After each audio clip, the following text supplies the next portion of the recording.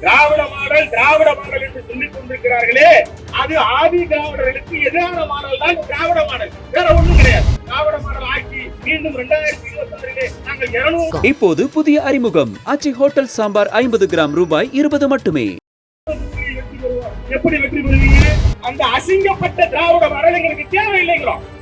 ஏன்னா எங்களை அசிங்கப்படுத்தக்கூடிய ஒரு திராவிட மாடல், ஆதி திராவிடர்களை கொச்சைப்படுத்தக்கூடிய திராவிட மாடல் இருக்குமானால் அந்த மாநிலத்த திராவிட மாடல் வேண்டாம். அமைச்சர் மெய்யநாதன் அவருடைய உறவினர்கள் தான் அதை செய்திருக்கிறார்கள் என்று அங்கே சொல்லியிருக்கிறார்கள். ஆக ஒரு சட்டத்தையே நீர்த்து போக செய்யக்கூடிய அளவிற்கானதுதான் திராவிட மாடல்.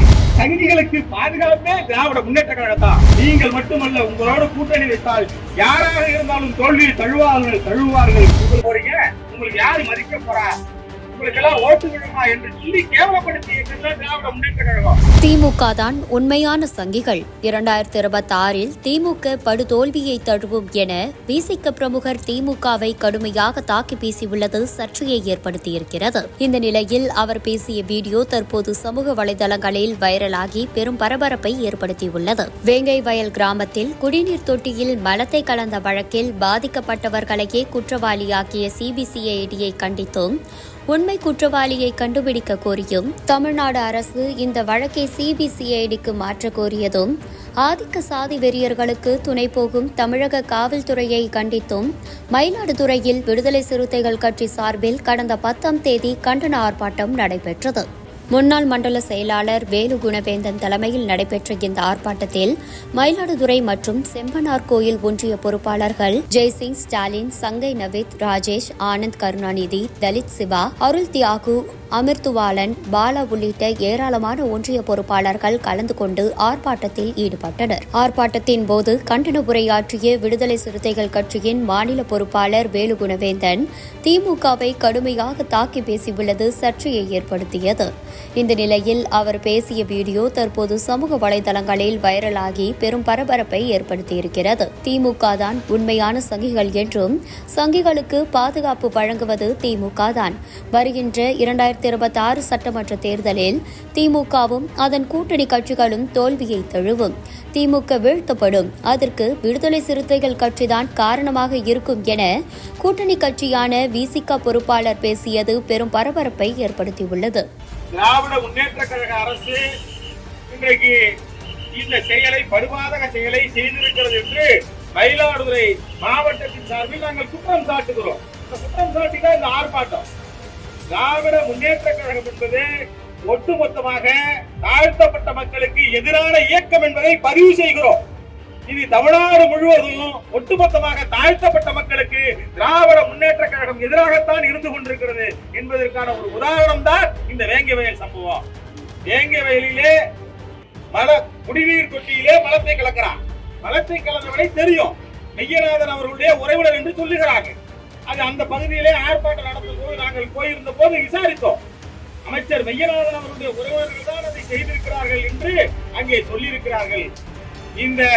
அந்த மலத்தை கலந்தவர்கள் அது எந்த கட்சி, அண்ணா திராவிட முன்னேற்ற கழகமா, திராவிட முன்னேற்ற கழகமா என்பதெல்லாம் அங்க இருக்கக்கூடிய சிபிசிஐடி காவல்துறைக்கு, வேங்கை வயல் பகுதியை உள்ளடக்கிய அந்த காவல்துறைக்கு நன்றாக தெரியும்.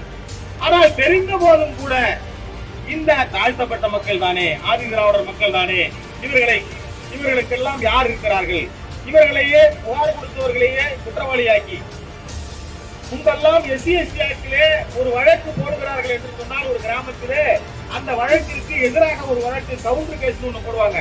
அந்த வழக்கு 307 போடுவாங்க. இந்த பக்கம் SC ST ஆக்ட்ல கேஸ், அந்த பக்கத்துல 307. இப்படி 2 வழக்கையும் போட்டு பேலன்ஸ் பண்றாங்களாம். 2 சமூகங்களுக்கு இடையிலே நாங்கள் ஒரு பேலன்ஸ் பண்றாங்க அப்படின்னு சொல்லுவாங்க காவல்துறை. அதே போலத்தான் அப்படி செய்யாமல் இன்றைக்கு என்ன செய்திருக்கிறாங்கன்னா, தாழ்த்தப்பட்டோர் பழங்குடியினர் வன்கொடுமை தடுப்பு சட்டத்தின் கீழே ஒரு வழக்கை பதிவு செய்து அந்த வழக்கிலே புகார் கொடுத்தவனே அல்லது புகார் கொடுத்தவன் உறவினர்களையே நீங்கள் குற்றவாளி ஆக்கினால் அந்த தாழ்த்தப்பட்டோர் வன்கொடுமை தடுப்பு சட்டத்தை போட முடியாது. இப்ப மாவட்ட நீதிமன்ற தனி சிறப்பு நீதிமன்றத்திலிருந்து அந்த வழக்கை குற்றவியல் நீதித்துறை நடுவர் நீதிமன்றத்துக்கு மாற்றிவிட்டார்கள். ஆக ஒரு சட்டத்தையே நீர்த்து போக செய்யக்கூடிய அளவிற்கானதுதான் திராவிட மாடல். திராவிட மாடல் என்று சொல்லிக் கொண்டிருக்கிறார்களே, அது ஆதி திராவிடர்களுக்கு எதிரான மாடல் தான் திராவிட மாடல், வேற ஒண்ணும் கிடையாது. நாங்கள் திராவிட மாடல் ஆட்சி மீண்டும் 2026 நாங்கள் 200 தொகுதியில் வெற்றி பெறுவோம். எப்படி வெற்றி பெறுவீங்க? எப்படி முடியும் உங்களால? தமிழ்நாடு முழுவதும் விரவி கிடக்கக்கூடிய ஒரு ஒடுக்கப்பட்ட சமூகத்தும் ஆதி திராவிட சமூகம் உண்மையிலேயே ஆண்ட பரம்பரையாக இருந்து பல பகுதிகளிலே ஆளுமையை செலுத்திய ஒரு சமூகம் ஆதி திராவிட சமூகம், இந்த பறையர் சமூகம். ஆனால் அப்படிப்பட்ட இந்த பறையர் சமூகத்தை புறக்கணித்து விட்டு திராவிட முன்னேற்ற கழகம் வெற்றி பெற்று விட முடியுமா? வேண்டுமென்றே கொச்சைப்படுத்தி விட்டு எங்களுக்கெல்லாம் நாங்க ரொம்ப நாளா எங்க தலைவர் கூட்டணியில் இருக்கிறாரு நாங்கெல்லாம் மழுங்கிதான் இருந்தோம். ஆனால் இறுதியாக புகார் கொடுத்தவனையே குற்றவாளியாக்கி நீ எங்களை இந்த சட்டத்தையே நீர்த்து போக செய்கிறது ஒரு மாடல் என்று சொன்னால் அந்த அசிங்கப்பட்ட திராவிட மாடல் எங்களுக்கு தேவையில்லைங்கிறோம். ஏன்னா எங்களை அசிங்கப்படுத்தக்கூடிய ஒரு திராவிட மாடல், ஆதி திராவிடர்களை கொச்சைப்படுத்தக்கூடிய திராவிட மாடல் இருக்குமானால் அந்த மானங்கட்ட திராவிட மாடல் வேண்டாம். நாங்களாம் சங்கிகள் மாதிரி நீங்க பேசுறீங்க அப்படின்னு சொல்லுவாங்க. உண்மையான சங்கிகள் யார் என்று சொன்னால் அது திராவிட முன்னேற்ற கழகம் தான். திராவிட முன்னேற்ற கழகத்தை சேர்ந்த பொறுப்பாளர்கள் நான் பல கூட்டங்களிலே பேசியிருக்கிறேன்.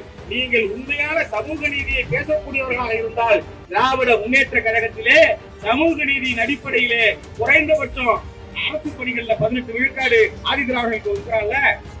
மற்ற சமூகங்களுக்கு என்னென்ன பர்சன்டேஜ் போறாங்க?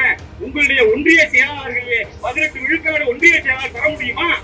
18 விழுக்காடு மாவட்ட செயலாளர்களை தமிழ்நாடு முழுக்க இருக்கக்கூடிய மாவட்ட செயலாளர் 18 விழுக்காடு தர முடியுமா?